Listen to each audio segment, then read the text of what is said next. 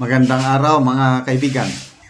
Pag-usapan natin ngayon itong Facebook Reel posted by Kipi Chu tungkol po kay Mayor, re-elected Mayor Ormoc, Lose Torres Gomez. Nako, umiiyak siya. Alagang hindi niya mapigilan ang kanyang pag-iyak. Nanalo na siya eh. Bakit pa iyak? Tears of joy. Ito, ang post ni Kipichu or Crisette. Lore Torres Gomez has won many elections, but this is the first time she is this emotional. Okay? Bakit emotional? Ito ang kanyang statement. We were always being aligned with God's will and doing the right thing, even when the enemy is not doing the right thing. We have prevailed because we have God's favor. Wow! So, ang ganda itong statement niya. Emotional. Paano ba ito? Dali ha. Inaapi sila sa Ormoc. They stood their ground and didn't sign the impeachment and has kept praising. Inaapi sila sa Ormoc. Inaapi ang mga Torres Gomez because they stood their ground, didn't sign the impeachment, and has kept praising the Dutertes. Yun. So kahit nanindigan sila sa tama, inapi sila, pinailan sila ng kaso kung ano-ano, tinatakot. Hinamon ng duelo ni Kerwin Espinosa itong si Richard Gomez. So, magpasalamat tayo sa taga Ormoc dahil pareha silang taga Davao. Hindi sila nasilaw sa pera.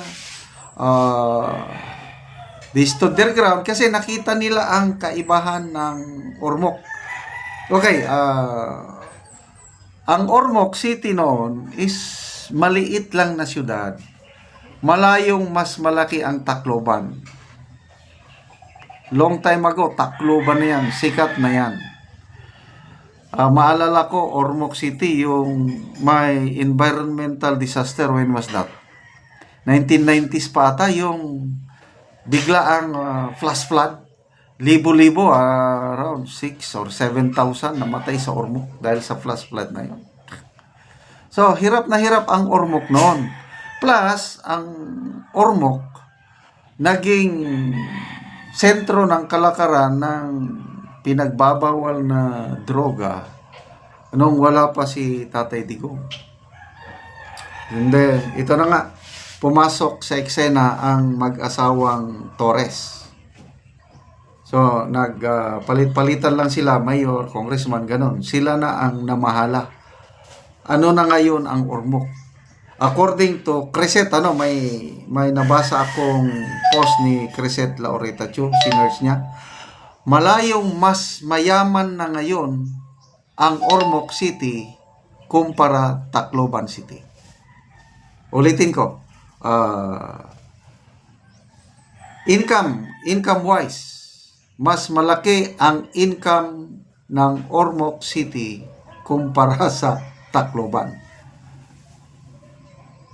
Bakit nagkaganon? Kasi because of good governance nitong mag-asawang Torres. Plus yung peace and order, yung kampanya sa droga naging matagumpay. Kaya nga nakakatuwa, maraming sumaludo kay Congressman Richard Gomez nung kasagsagan pa ang Quadcom hearing. Nung siya lang nagsalita na nag-testify siya na very successful ang war on drugs ng Duterte administration nung panahon niya as mayor ng Ormoc. So, wala. Hindi makaimik yung mga kapwa niya kongresista na sinisira ang record ng war on drugs. Kasi sabi niya, panahon ko, grabe ang Ormoc. Kitang-kita ko kung gaano kalala ang problema namin sa droga, but because of the war on drugs ni PRRD, tumino ang Ormoc. Wow. Parang sampal sa mukha sa mga nagpapalabas na failure ang war on drugs. So, di ba? Pagkatapos noon, yun na. Hindi pa siya pumirma. Congressman Richard Gomez, hindi siya pumirma sa impeachment. Sabi niya, kahit wala tayong pundo, sabi niya, wala tayong, okay lang. Mas mabuti yung may prinsipyo ka kaysa yung mapera ka naman. Wala ka namang prinsipyo. So doon, minahal ng taga-Ormoc itong mag-asawang Torres. Kaya ngayon, panalo silang dalawa. So, kung may Davao City sa Mindanao na naging center of good governance, meron ding Ormoc sa Visayas, another center of good governance. Kaya yun, umiiyak si Mayor Torres. Magbasa tayo sa mga comments, nakakatuwa yan. Kipicho, sabi niya, grabe, daming pinagdaanan nila Lucy at Richard for refusing to sign the impeachment. And this is why Ormoc remains the richest city in Leyte. Ito na yung sinasabi ko. Sabi ni Kipicho, this is why Ormoc remains the richest city in Leyte and Tacloban has trailed in the third place despite being the capital. Okay? Matagal ko nang naririnig yung Tacloban. Panahon pa ng Marcos Sr. at saka First Lady Imelda. Tacloban na yan eh. Kasi nandyan yung mga Romualdez eh. Bakit mas mayaman na ang Ormoc? Ang Tacloban, pangatlo na lang ay mayroong pangalawang syudad na mas mayaman pa. Nakalimutan ko na yung post niya. Kokolokoy, sabi niya, good job Ormoc.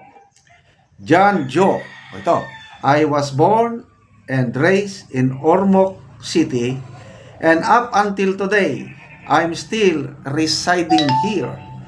The Gomez family had been attacked numerous times, but they stood up in what they were fighting for. And it was for the people of Ormoc City. Going back, when they were not in the position, Ormoc City has been named as the drug capital of Eastern Visayas during the 2 decades reign of the Red Team. Richard Gomez's first attempt as mayor was unsuccessful. We are thirsty for a change. That is why we are saddened that he was not able to make it. But Richard Gomez didn't stop there. Finally, on his second attempt, he made it. His first term was a major change, and I believe the people of Ormoc City applauded him for that. Since then, they've been irreplaceable. Gomez family and its members, we Ormocanons thank the Gomez family and its members for their courage to fight for what is right and for the betterment of our city. Now I can say that we are absolutely far from before. We can walk on the streets of Ormoc City alone without being scared at any time. Much more, we are delighted that he did not sign the impeachment of BP Sara, for he believed that the implementation of his father's war on drugs really helped our city to what we are today. This though, Richard Gomez and Lose Torres Gomez will definitely not be forgotten, for they serve the city of beautiful people genuinely. Ang ganda naman. Testigo, taga Ormoc City. Ano masasabi nyo? So, mabuhay ang taga Ormoc City, mabuhay si Mayor Lose Torres and Congressman Richard Gomez. Okay. Salamat mga kaibigan sa inyong pagsubaybay sa ating channel. Nakakatulong kayo ng malaki sa tribong Talandig ng Bukidnon. Kaya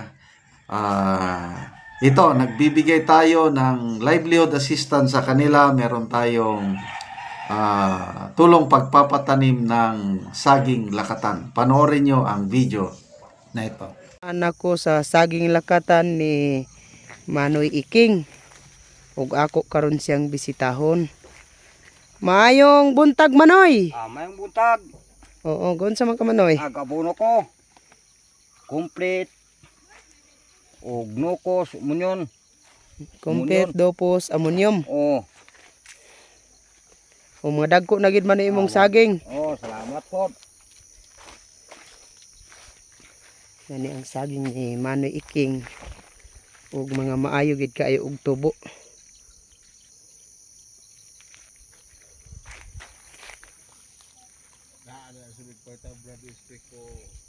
Pwede brad, kasanat ito ka.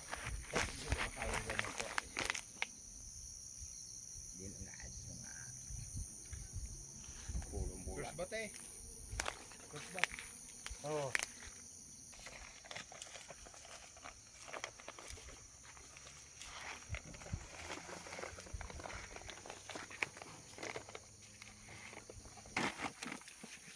Pila gani ni kapunuan Manoy imong saging lakatan? 144 ni tanan. 144.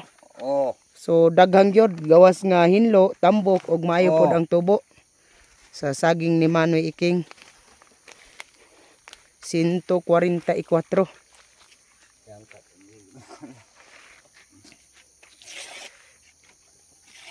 Og karon Manoy, unsa imong maistorya bahin sa padayon sa pagpananom ug sa pagsuporta sa abono uban pa nga magamit nato sa saging Manoy? nagpasalamat kid ko sa Ginoo nga ingon man sa nagtan-aw sa video nga nagsuporta sa abono. Oo. Nagpasalamat ko nga nalipay ko kay na ako'y gitanom abono. Sige Manoy, salamat. Salamat po.